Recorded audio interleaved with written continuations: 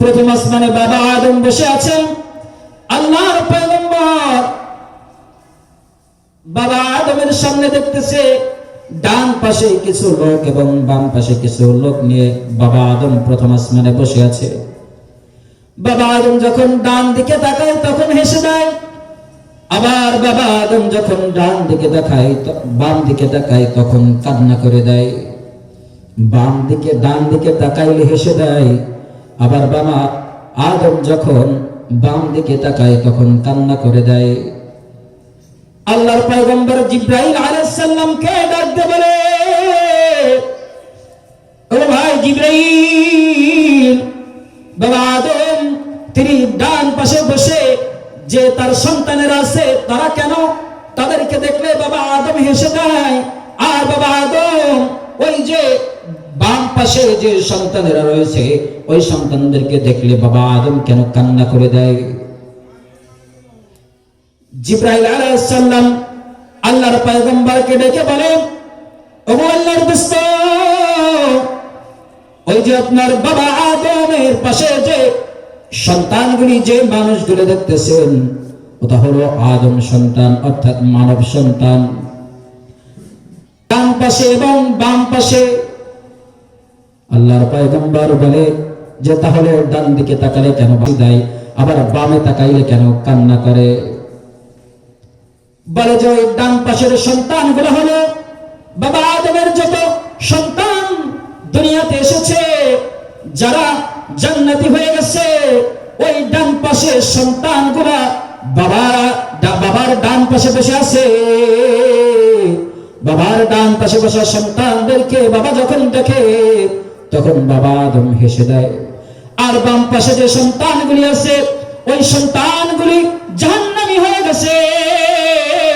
ওই সন্তানগুলিকে যখন বাবা আদম দেখে, ওই সন্তানদেরকে দেখার পরে বাবা আদম কান্না করে দেয়। আল্লাহ পাক আমাদের সকলকে ওই ডান পাশের সন্তান অর্থাৎ জান্নাতি সন্তান হওয়ার তৌফিক দান করুন, বলি আমিন। 1 নম্বর আসমান থেকে আল্লাহর পয়গম্বর 2 নম্বর আসমানে, জিবরাইল আলাইহিস সালাম আল্লাহর পয়গম্বর 2 নম্বর আসমানে রওনা করলেন। সংক্ষেপে বলতেছি, 2 নম্বর আসমানে সফর শুরু করলেন। 2 নম্বর আসমানে যাওয়ার পরে সেখানে 2 নম্বর আসমানে আবার ওই একই প্রশ্ন মনে আছে যে কে? আমি জিবরাইল, আপনার সাথে কে? মুহাম্মদ সাল্লাল্লাহু আলাইহি ওয়াসাল্লাম। বলে তাকে কি আপনাকে আনার জন্য কি আপনাকে পাঠানো হয়েছে? বলে হ্যাঁ, মুহাম্মদ সাল্লাল্লাহু আলাইহি ওয়াসাল্লামকে আনার জন্য আমাকে পাঠানো হয়েছে। দ্বিতীয় আসমানের দরওয়াজা খুলে দেওয়া হলো। দ্বিতীয় আসমানের দরওয়াজা খুলে দেওয়ার পর দ্বিতীয় আসমানে আল্লাহর পয়গম্বর যে দেখে ওখানে সম্পর্কে খালাতো ভাই 2 পয়গম্বর হযরতে ঈসা আলাইহিস সালাম এবং হযরতে জাকারিয়ার ছেলে ইয়াহইয়া আলাইহিস সালাম বসে আছে। তারা আল্লাহর পয়গম্বরকে আহলান সাহলান জানালেন, স্বাগতম জানালেন। 2 নম্বর আসমান থেকে আবার 3 নম্বর আসমানের সফর শুরু করলেন। 3 নম্বর আসমানের জন্য আবার রওনা করলেন। 3 নম্বর আসমানে গিয়ে আবার 3 নম্বর আসমানের দরওয়াজায় নক করলেন।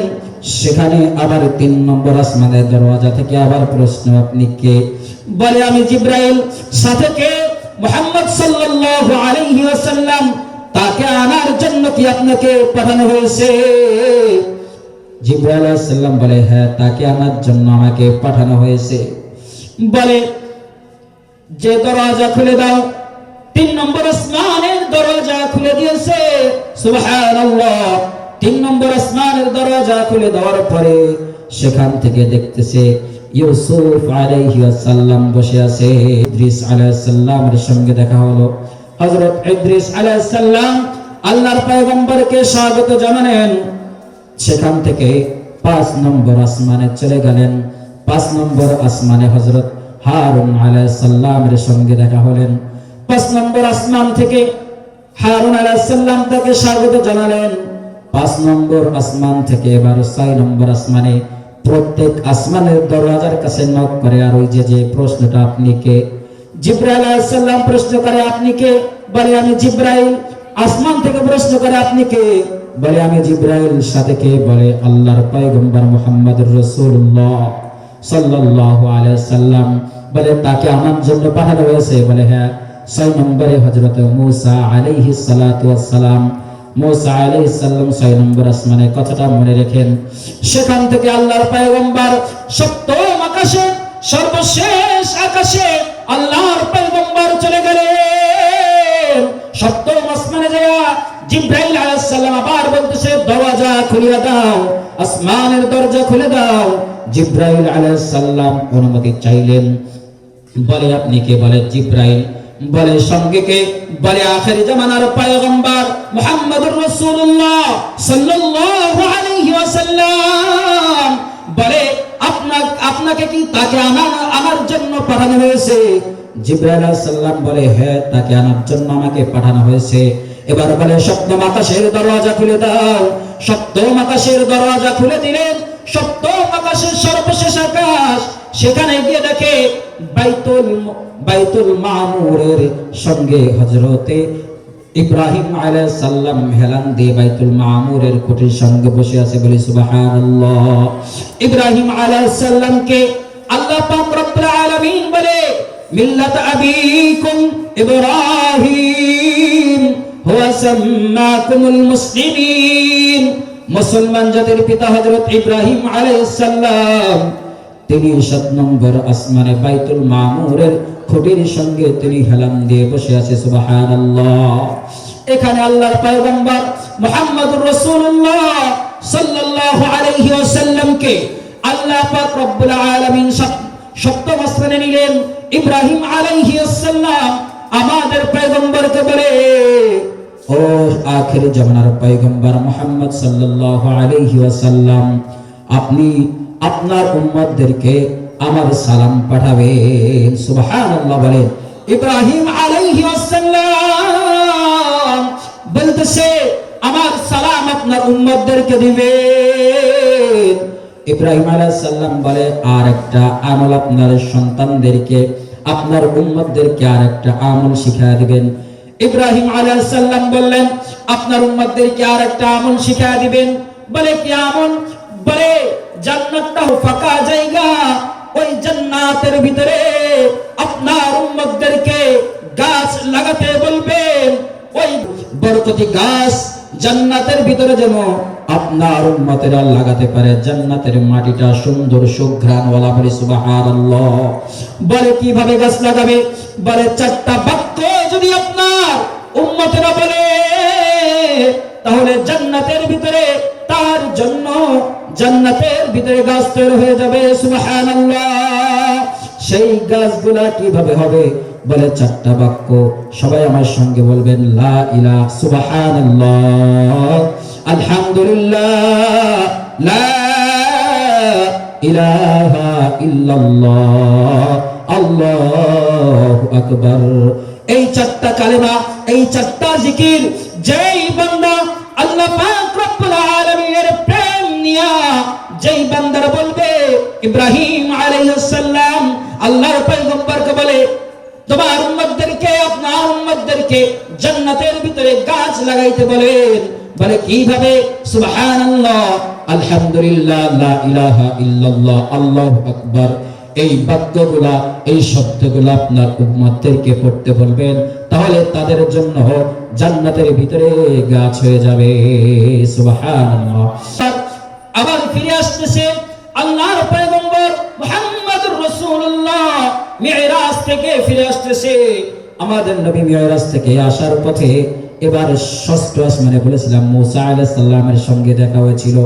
মূসা আলাইহিস সালামের কাছে আসার পরে মূসা আলাইহিস সালামকে আল্লাহর পয়গম্বর মূসা আলাইহিস সালাম আল্লাহর পয়গম্বরকে জিজ্ঞাসা করতেছে, যে জিজ্ঞাসা করে ওগো আল্লাহর নবী, ওগো আখির জামানার পয়গম্বর, আপনি যে আল্লাহ পাকের কাছে গিয়েছেন, আল্লাহ পাক আপনাকে কি উপহার দিয়েছেন?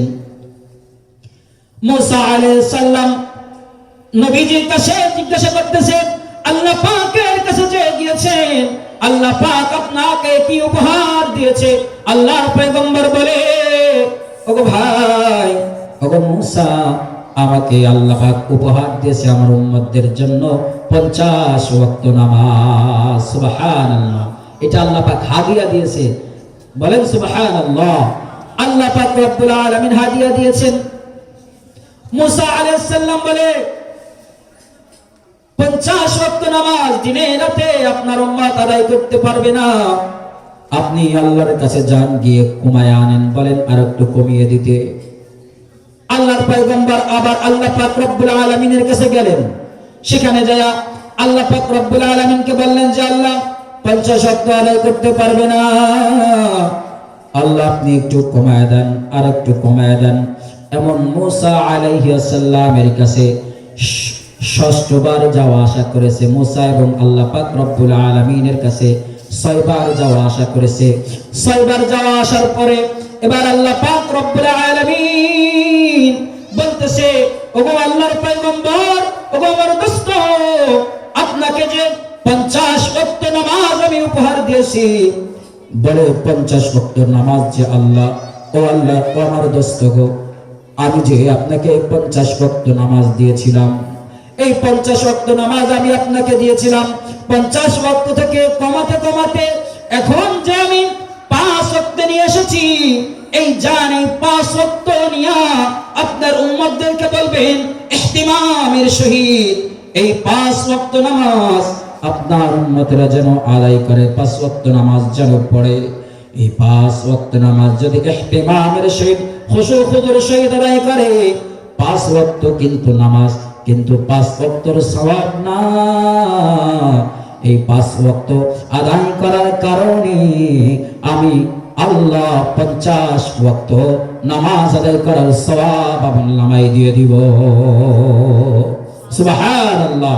নামাজ কিন্তু 5 ওয়াক্ত, কিন্তু যদি কেউ খুশু খুদুর সহিত নামাজ আদায় করে তাহলে 5 ওয়াক্ত নয় 50 ওয়াক্ত নামাজ আদায় করার সওয়াব আল্লাহ পাক সেই বান্দার আমল নামায় আল্লাহ পাক রব্বুল আলামিন দিয়ে দিবে। সুবহানাল্লাহ। নামাজ আল্লাহ রাসূল সাল্লাল্লাহু আলাইহি সাল্লাম মিরাজে গিয়েছিলেন এবং মিরাজ থেকে আল্লাহ পাক রব্বুল আলামিন আমাদেরকে উপহার দিয়েছে, আমাদেরকে হাদিয়া দিয়েছে। কে হাদিয়া দিয়েছে? আল্লাহ পাক রব্বুল আলামিন। আল্লাহ পাক রব্বুল আলামিন আমাদেরকে নামাজ হাদিয়া দিয়েছে।